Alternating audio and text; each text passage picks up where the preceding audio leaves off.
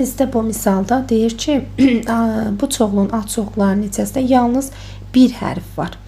Yəni bir hərf var deyirsə, ya yalnız n var, ad-çoxluqların içərisində yalnız n var, ya da k var. İndi bu hərflərin yanında əlbəttə ki, bizim rəqəmlərimiz də ola bilər. Ya ancaq hərf olaraq ya m ola bilər rəqəmlərin yanında, ya n, ya da k.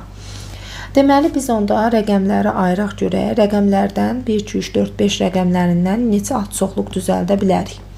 1, 2, 3, 4, 5 rəqəmlərindən 2 üstü 5, 32 ad-çoxluq düzəldə bilərik.